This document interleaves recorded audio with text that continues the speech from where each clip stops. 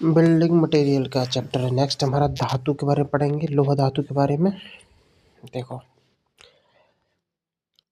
धातुएं दो प्रकार की होती हैं, एक लोहा धातु और एक अलोहा धातु, फेरस और नॉन फेरस। ठीक है, जो लोहा धातु होती हैं वो कौन सी होती है? देखो, पिग आयरन मतलब कच्चा लोहा, कास्ट आयरन डलवा लोहा, रॉट आयरन और स्टील। याद रखना, pig iron, cast iron, wrought iron और स्टील ये हमारे फेरस मेटल है, लोहा धातु है। ठीक, अलोहा धातु कौन सी होती है जिसमें लोहा नहीं होता? जैसे एल्यूमिनियम, तांबा, सीसा, टिन, जस्ता, ब्रास, इन सब में लोहा नहीं होता। लोहे के अयस्कों के मुख्य प्रकार देखो, लोहे के कितने अयस्क होते हैं? हेमेटाइट, लिमोनाइट, मैग्नेटाइट, पायराइट और सिडेराइट। सारे याद रखना, हेमेटाइट, लिमोनाइट, मैग्नेटाइट, पायराइट और सिडेराइट। ठीक है, हेमेटाइट का फॉर्मूला क्या होता है? Fe2O3 होता है। लिमोनाइट का 2Fe2, चीज़ पूछा नहीं जाएगा, बस आप इसमें आयरन की परसेंटेज याद रखो। हेमेटाइट में आयरन होता है 70%, लिमोनाइट में होता है 60%, मैग्नेटाइट में 70 से 75%। ठीक है, पायराइट में 47 और सिडेराइट में 40। सबसे कम सिडेराइट में होता है 40, उससे थोड़ा ज़्यादा पायराइट में 47, मैग्नेटाइट में 70 से 75 और लिमोनाइट में 60, हेमेटाइट में 70। ठीक, अब पहला हमारा है पिग आयरन, कच्चा लोहा। लोह अयस्कों से प्राप्त कच्चा शुद्ध आयरन होता है ये भाई। लोह अयस्कों से प्राप्त होने वाला कच्चा शुद्ध आयरन पिग आयरन कहलाता है। कच्चा होता है, शुद्ध भी होता है। ठीक है, अब पिग आयरन में क्या क्या होता है? घटक देखो, पिग आयरन में कार्बन होता है 34%। पिग आयरन में कार्बन 3 से 4% होता है। ठीक है, सिलिकॉन होता है, सिलिकॉन 0.5 से 3.5%, मैग्नीज 0.5 से 2%, सल्फर 0.02 से 1% और फास्फोरस 0.03 से 1%। पिग आयरन में कार्बन 3 से 4%, सिलिकॉन 0.5 से 3.5, मैग्नीज 0.5 से 2, सल्फर 0.02 से 0.1%, फास्फोरस 0.03 से 1%। ठीक है, बस सल्फर भी 1% लगभग है और फास्फोरस भी 1% है। अब हम इसे गुण देखेंगे, प्रॉपर्टीज पिग आयरन की। तो पिग आयरन हार्ड और ब्रिटल होता है भाई। कच्चा लोहा कैसा होता है? कच्चा लोहा जो होता है वो हार्ड होता है और भंगुर होता है। इसे कठोर किया जा सकता है लेकिन नरम और मैग्नेटाइज नहीं किया जा सकता। ठीक, इसे चुंबकीकृत और नरम आप इसे नहीं कर सकते। ठीक है, हार्ड तो कर सकते हैं। कच्चा लोहा में जंग नहीं लगता लेकिन इससे रिवेटेड और वेल्डेड नहीं किया जा सकता। इसमें जंग नहीं लगता और इसमें रिवेटेड और वेल्डेड नहीं किया जा सकता। नेक्स्ट पॉइंट, इसकी संपीड़न सामर्थ्य उच्च होती है। पिग आयरन की संपीड़न सामर्थ्य उच्च होती है लेकिन टेंसाइल स्ट्रेंथ और शियर स्ट्रेंथ कम होती है। इसका प्रयोग column, base plate, door bracket में करते हैं। कहाँ पे करते हैं? कॉलम में, बेस प्लेट में, डोर ब्रैकेट में करते हैं। पिग आयरन में लगभग 95% लोहा होता है और 4 से 5% कार्बन होता है। पिग आयरन में 95% लोहा, 4 से 5% कार्बन। पिग आयरन के उत्पादन में 3 महत्वपूर्ण प्रक्रिया होती हैं।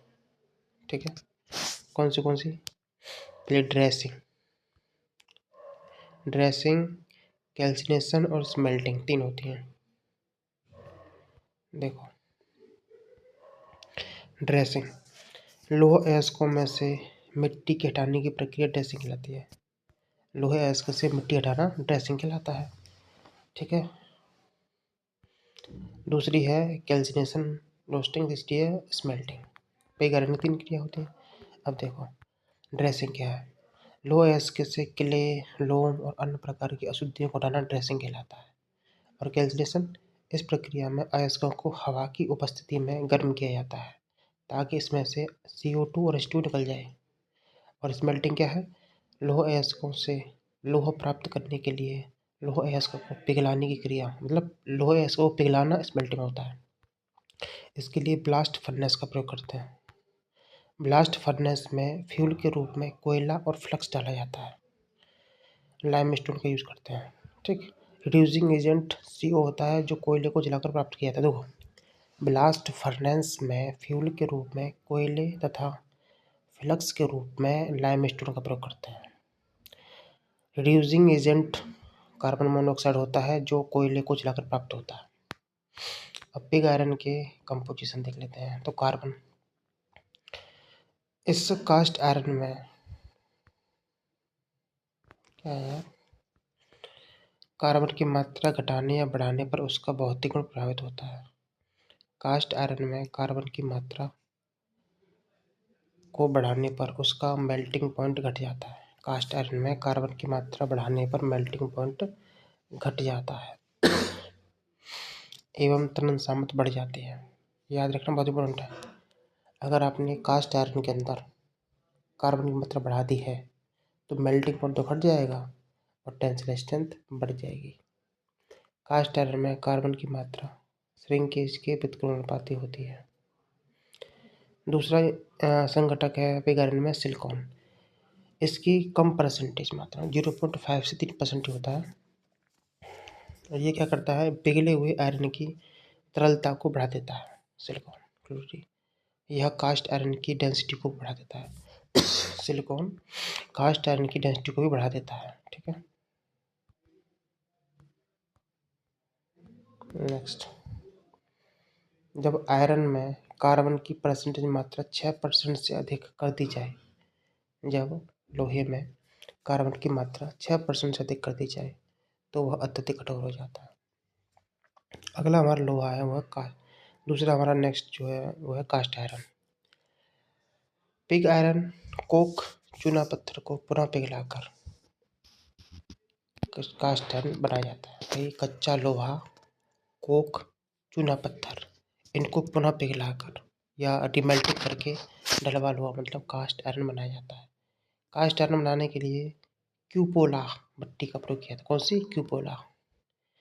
कास्ट आयरन में कार्बन की मात्रा 2 से 4% होती है। फास्फोरस कास्ट आयरन की तरलता को बढ़ाता है। मैग्नीज कास्ट आयरन को भंगुर और हार्ड बनाता है। याद रखना कि कास्ट आयरन में कार्बन 2-4% होता है। जो फास्फोरस होता है ना, इसकी फ्लूइडिटी को बढ़ा देता है कास्ट आयरन की। और मैग्नीज क्या करता है, ब्रिटल और हार्ड बनाता है इसको। इसलिए मैग्नीज की परसेंटेज 0.75% से कम रखी जाती है। कास्ट आयरन में मैग्नीज 0.75%। कास्ट आयरन की प्रॉपर्टी देख लेते हैं अब हम। ढलवा लोहा कठोर और भंगुर पदार्थ है। भाई कास्ट आयरन कैसा है, कठोर है और ब्रिटल है। इस पर रिवेटेड और बेल्डेड नहीं किया जा सकता। नेक्स्ट हमारा आयरन है वह पिटवा लोहा मतलब रॉट आयरन। यह लोहे का सबसे शुद्ध रूप है जिसमें 99.5 से 99.8% शुद्ध लोहा होता है और कार्बन की मात्रा 0.05 से 0.15% होती है। रॉट आयरन के उत्पादन में परावर्तनी भट्टी, ठीक है, रिवेबरेटरी फर्नेस का प्रयोग करते हैं। इसकी प्रॉपर्टीज़ क्या है रॉट आयरन की? तो रॉट आयरन में डक्टाइल, मैलेबल, टफ और मॉडरेटली इलास्टिक गुण होता है। कुल मिला के रॉट आयरन जो होता है वो डक्टाइल होता है, मैलेबल होता है और टफ होता है और मॉडरेटली इलास्टिक होता है। इसका अल्टीमेट शेयरिंग स्ट्रेंथ या क्रशिंग स्ट्रेंथ 200 न्यूटन पर एम स्क्वायर होता है। इसे पिघलाया या बेल्डेड किया जा सकता है। ठीक। मॉडुलस ऑफ इलास्टिसिटी कितनी होती है रॉट आयरन की? 1.86 और 10⁵5। Poisson ratio 0.278। Ultimate tension strength 40। Melting point 1500। Specific gravity 7.8। दोबारा देखो रोटर यानी कि मॉडुलस इलास्टिसिटी होती है 1.86 10⁵ Poisson ratio 0.278, ultimate tensile strength 40, melting point 1500, specific gravity 78। इसका प्रयोग छतों में, रूफ कवरिंग में, रिवेट बनाने में, चेन, बेड़ियाँ, ठीक है, सजावटी लोहा कार्य में करते हैं। कहाँ पर? रूफ कवरिंग में, रिवेट में, चेन में, सजावटी लोहा कार्य में। देखो, अब स्टील बनाने की बहुत सारी विधियाँ होती हैं। कौन सी? एक तो बेस सिमर प्रोसेस। कौन सी? Bessemer. दूसरा open hearth process, duplex process, cementation process, ठीक है, crucible steel process, electrical smelting process, Linz and Donawitz LD process. दोबारा देखो सारे प्रोसेस। स्टील बनाने के प्रोसेस कौन से होते हैं? Bessemer process, open hearth process, duplex process, cementation, ठीक है, crucible steel process, electrical smelting और LD process, Linz and Donawitz. अब पढ़ेंगे स्टेनलेस स्टील के बारे में। देखो, स्टेनलेस स्टील को 18% क्रोमियम और 12% निकेल और 2% मोब्लिडिनम मिलाकर बनाया जाता है। स्टेनलेस स्टील को 18% क्रोमियम, 12% निकेल और 2% मोब्लिडिनम से बनाकर बनाते हैं। स्टेनलेस स्टील गुण। स्टेनलेस स्टील की जंग प्रतिरोधक क्षमता अधिक होती है। इसमें इसका प्रयोग बॉल बेयरिंग में करते हैं। नोट, लोह धातुओं को संक्षारण से रोकने के लिए इनके ऊपर अलोह धातुओं का प्रलेप किया जाता है। ठीक है, लोह धातुओं को बचाने के लिए संक्षारण से इनके ऊपर अलोह धातु का लेप किया जाता है। जब लोह धातु पर जिंक का लेप करते हैं तो उसको जस्तीकरण कहते हैं, गैल्वेनाइजेशन। जब इसे टिन के घोल में डुबाया जाता है तो उसे टिन प्लेटिंग कहते हैं। मैग्नीज स्टील का प्रयोग रेल के उत्पादन में करते हैं। मैग्नीज स्टील का प्रयोग रेल के उत्पादन में, और वेनेडियम स्टील का प्रयोग एक्सल और स्प्रिंग बनाने में करते हैं। कास्ट आयरन और स्टील को अलग करने वाली रेखा फ्री ग्रेफाइट की उपस्थिति कहलाती है। कास्ट आयरन और स्टील को अलग करने वाली रेखा फ्री ग्रेफाइट की उपस्थिति कहलाती है। अब पढ़ेंगे हाई कार्बन स्टील या हार्ड स्टील क्या होता है। याद रखना, हाई कार्बन स्टील या हार्ड स्टील, इस इस्पात में कार्बन की मात्रा 0.55 से 1.5% होती है। यह माइल्ड स्टील से अधिक इलास्टिक और टफ होता है, मतलब चिमड़पन ज़्यादा होता है इसमें।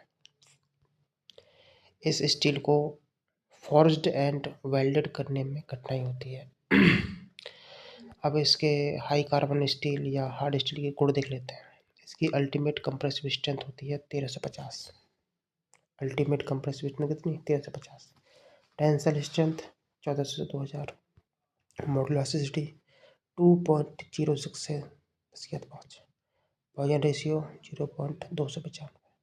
Specific gravity 7.9। दोबारा देखो, अल्टीमेट कंप्रेसिव स्ट्रेंथ होती है इसकी 1350। टेंसाइल स्ट्रेंथ 1400 से 2000। मॉडुलस इलास्टिसिटी 2.06 पॉइजन रेशियो 0.295 और 7.9 स्पेसिफिक ग्रेविटी। और ये हाई कार्बन स्टील या हार्ड स्टील का प्रयोग औजार और मशीन के भाग, मतलब मशीन के पार्ट बनाने में करते हैं। इस्पात के शॉक, झटके और वाइब्रेशन को सहन कर सकता है ये। औजार और मशीन के भाग, मशीन के पार्ट बनाने में इस्पात झटके और कंपन को सहन कर सकता है ये, ठीक है। अब है हाई टेंसाइल स्टील। अंतिम, हाई टेंसाइल स्टील का प्रयोग प्री स्ट्रेस कंक्रीट कंस्ट्रक्शन में करते हैं। हाई टेंसाइल स्टील का प्रयोग प्री स्ट्रेस कंक्रीट कंस्ट्रक्शन में करते हैं, ठीक है। अच्छा, एल्यूमिनियम कैसे क्या होते हैं? बॉक्साइट और कोरंडम। अब लास्ट पॉइंट हमारा है types of steel and carbon की मात्रा। देखो, डेड माइल्ड स्टील होती है, उसमें कार्बन होता है 0.15% से कम। और सिर्फ माइल्ड स्टील बोलेगा तो 0.15 से 0.30। मीडियम कार्बन स्टील बोलेगा तो 0.30 से 0.80। और हाई कार्बन स्टील या हार्ड स्टील तो 0.80 से 1.5। हाई कार्बन स्टील या हार्ड स्टील में पढ़े पढ़े थे ना ऊपर, ये रहा 0.55 से 1.5, मतलब वही हो गया ना 0.80 से 1.5। डेड माइल्ड स्टील में 0.15 से कम, माइल्ड स्टील बोलेगा तो 0.15 से 0.30, मीडियम कार्बन स्टील में 0.30 से 0.80।